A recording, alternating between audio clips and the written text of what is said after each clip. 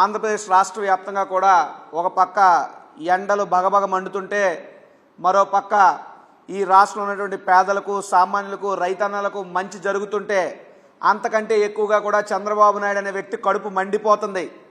ఆ కడుపు మండతో రగిలిపోయేటటువంటి చంద్రబాబు నాయుడు అదే పనిగా జగన్మోహన్ రెడ్డి గారి ప్రభుత్వం మీద జగన్మోహన్ రెడ్డి గారు మీద అనేక విమర్శలు దుష్ప్రచారాలు చేస్తున్నాడు. అందులో భాగంగా ల్యాండ్ టైటిలింగ్ యాక్ట్ సంబంధించి జగన్మోహన్ రెడ్డి గారి ప్రభుత్వం జగన్మోహన్ రెడ్డి గారు పేదల భూములు లాక్కుంటారని లేదా పేదల భూములకి ఇక రక్షణ లేదనేటువంటి ఒక దుష్ప్రచారాన్ని భారీ స్థాయిలో కుట్రలో భాగంగా చంద్రబాబు నాయుడు చేస్తున్నాడు. అయితే నేను చెప్తున్నా, జగన్మోహన్ రెడ్డి అనే వ్యక్తి 10 మందికి అన్నం పెట్టేవాడు, కానీ చంద్రబాబు నాయుడు అన్నం పెట్టినింటికే కన్నం పెట్టేవాడు. చంద్రబాబు నాయుడు జీవితం అంతా కూడా తిరుపతి రైల్వే స్టేషన్లో పిక్ పాకెటింగ్ చేసే స్థాయి నుండి, అంటే ఆ ఏజ్లోనే ఆ యుక్త వయసులోనే కొట్టేయటం లాక్కోవటం చంద్రబాబు నాయుడు యొక్క డిఎన్ఏలోనే ఉంది.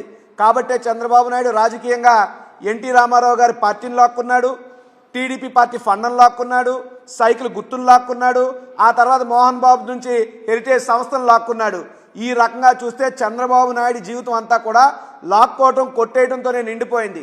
కాబట్టే పచ్చకావంలో వచ్చిన లోకం అంతా పచ్చగా కనబడినట్టు జగన్మోహన్ రెడ్డి గారు కూడా ఈ విధంగానే భూములు లాక్కుంటారని చెప్పి ఒక అపోహ పడుతూ అదే పనిగా మా ప్రభుత్వం మీద దుష్ప్రచారం చేస్తున్నారు. అయితే అసలు ఈ ల్యాండ్ టైటిలింగ్ యాక్ట్ అనేటువంటిది ఎప్పుడు తెచ్చారు, అసలు దీన్ని ఎవరు కారకులు అంటే కేంద్ర ప్రభుత్వం నీతి ఆయోగ్ యొక్క సూచనల మేరకు ఈ చట్టాన్ని తీసుకురావడం జరిగింది. దీనికి సంబంధించి ఆంధ్రప్రదేశ్ రాష్ట్రంలో ఇదే చట్టం మీద చర్చ జరిగింది. ఈ చట్టాన్ని అప్పుడు ఆమోదించడం జరిగింది.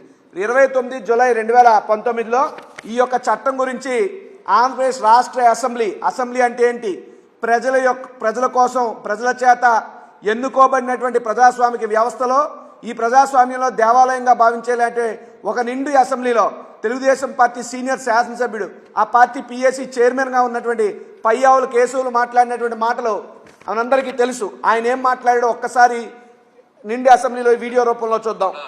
ఈ బిల్లును మేము ఆమోదిస్తున్నాం. అయితే తప్పకుండా ఈ బిల్లును మేము ఆమోదిస్తున్నాం. అయితే మంత్రి గారు చెప్పినట్టు వారు లక్ష్యాల్ని చాలా స్పష్టంగా చెప్పారు అధ్యక్ష. ఇవాళ భూమి కొనాలంటే భయపడేటువంటి పరిస్థితులు ఉన్నాయి. అది నిజమైనటువంటి టైటిల్, డిస్ప్యూటెడ్ టైటిల్ అనేటువంటిది ఈ పరిస్థితుల్లో ఈ బిల్లు రావాల్సినటువంటి అవసరం ఉందనేటువంటిది భారతదేశ ప్రభుత్వం కూడా గుర్తించింది అధ్యక్ష.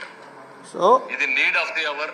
ల్యాండ్ టైటిల్ క్లియర్ గా పెట్టకపోతే ప్రాబ్లం అవుతుంది అనేటువంటి ఉద్దేశంతో భారత ప్రభుత్వం కూడా ఈ యొక్క చట్టం అనేటువంటిది నీడ్ ఆఫ్ ద అవర్, దీన్ని భారతదేశ ప్రభుత్వం కూడా గుర్తించిందని చెప్పి ఈ యొక్క చట్టం తీసుకురావడం రాష్ట్రానికి, ప్రజలకి, రైతులకి చాలా మంచిదని చెప్పి, ఈ చట్టం చాలా గొప్పదని చెప్పి, ఆమోదయోగ్యం అని చెప్పి దీన్ని నిండు అసెంబ్లీ సాక్షిగా తెలుగుదేశం పార్టీ ఆమోదిస్తుందని చెప్పి పయ్యావుల కేసులు మాట్లాడినటువంటి మాటలు వీడియో రూపంలో చూసాం.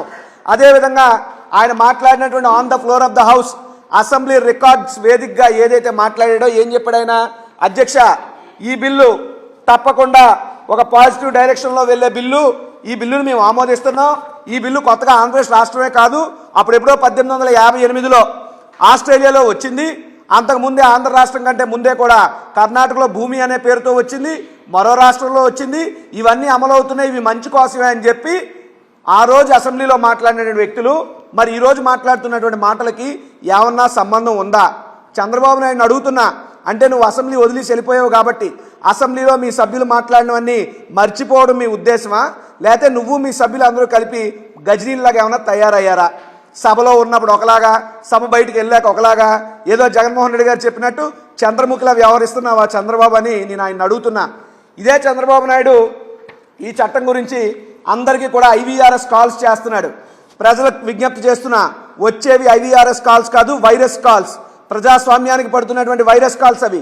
ఎందుకంటే ఈ చట్టం వల్ల ప్రజలకు మంచి జరుగుతుంది కాబట్టి, రైతుల యొక్క స్థలాలకో పొలాలకో వారి యొక్క భూములకో రక్షణ కలుగుతుంది కాబట్టి చంద్రబాబు నాయుడు లాంటి భూ దోపిడీదారులు, చంద్రబాబు నాయుడుకు తొత్తులుగా ఉన్నటువంటి రియల్ ఎస్టేట్ వ్యక్తులు, అటువంటి వాళ్ళందరికీ కూడా ప్రజల యొక్క భూములను కొట్టేయడానికి అవకాశం ఉండదు కాబట్టి ఈ యొక్క రక్షణ చట్టంతో అటువంటి భూ దోపిడీదారులు కాళ్ళు చేతులు కట్టేయబడతాయి. కాబట్టి ఈ రోజు వీళ్ళంతా మూకమ్మడిగా చేరి జగన్మోహన్ రెడ్డి గారి మీద, ఈ ప్రభుత్వం మీద ఇన్ని అవాకులు చవాకులు మాట్లాడుతున్నారు.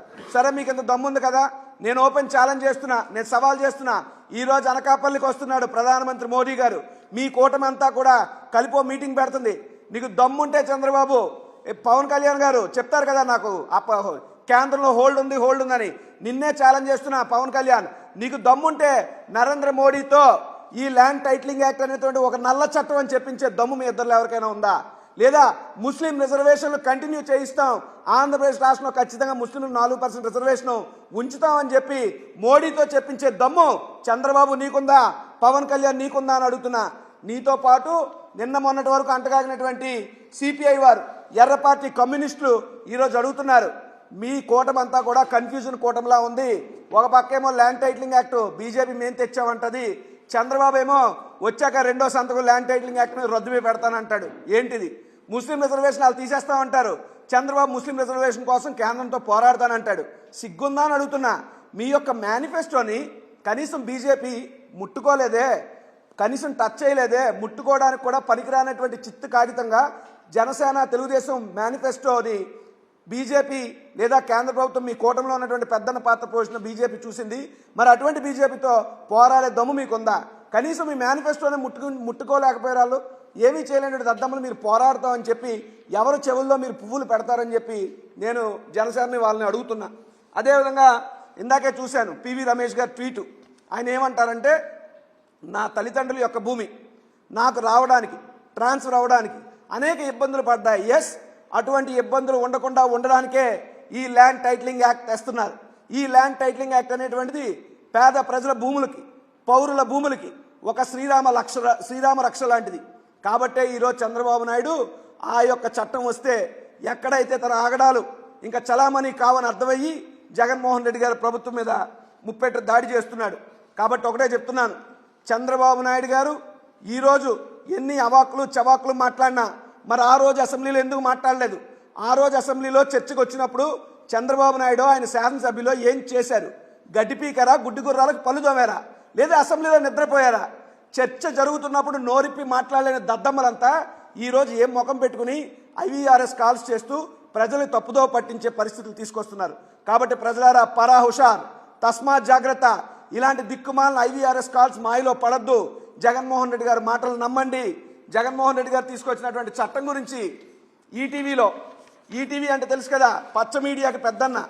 ఇదే ఈటీవీలో టైటిలింగ్ గ్యారంటీ చట్టంతో మీ భూమికి భద్రత, ఇది ఈనాడులో ఇచ్చినటువంటి ఆర్టికల్. దానికి సంబంధించిన వీడియో కూడా ఉంది. అయితే ఆ వీడియోని డిలీట్ చేయడం జరిగింది, మా దగ్గర ఉంది. భూ రికార్డుల విషయంలో మరింత స్పష్టత నెలకొల్పే దిశగా రాష్ట్ర ప్రభుత్వం ఉపక్రమించింది. ల్యాండ్ టైటిల్ యాక్ట్ 2019 ముసాయిదా బిల్లుకు మంత్రివర్గం ఆమోదముద్ర వేసింది. భూ యజమానుల హక్కులను మరింత పటిష్టం చేయడం సహా భూ తగాదాల పరిష్కారానికి దస్త్రాల తారుమారు వ్యవహారాలను నిరోధించేందుకు ఈ బిల్లు ఉపకరించనుంది. అంటే ఈ బిల్లు వచ్చినప్పుడు, అసెంబ్లీలో మాట్లాడినప్పుడు, చర్చ జరిగినప్పుడు ఈ బిల్లు అన్ని వివాదాలకి ఒక చెక్ పెట్టే విధంగా, అన్ని వివాదాలని పరిష్కరించే విధంగా, ప్రజలకు మంచి చేసే విధంగా కనబడినటువంటి ఈ చట్టం ఎన్నికలు వచ్చే నాటికి ఎందుకని భూ దోపిడీ చట్టంగా, ఒక నల్ల చట్టంగా మీ కంటికి కనబడుతుంది? అంటే పచ్చకావులున్న లోకమంతా పచ్చగా కనబడినట్టు మీకు దొంగలు కాబట్టి, దోపిడీదారులు కాబట్టి ఈ చట్టం మీకు అలా కనబడుతుందని అడుగుతున్నా. ఈ యొక్క దుష్ప్రచారాన్ని నమ్మడం అంటే దున్నపోతు ఈనిందంటే దూడను కట్టేయమన్నట్టే. కాబట్టి ఎట్టి పరిస్థితుల్లో ఇటువంటి దిక్కుమాల దుష్ప్రచారాలు నమ్మద్దు అని చెప్పి ప్రజలకు మీ ద్వారా విజ్ఞప్తి చేస్తున్నా. Thank you.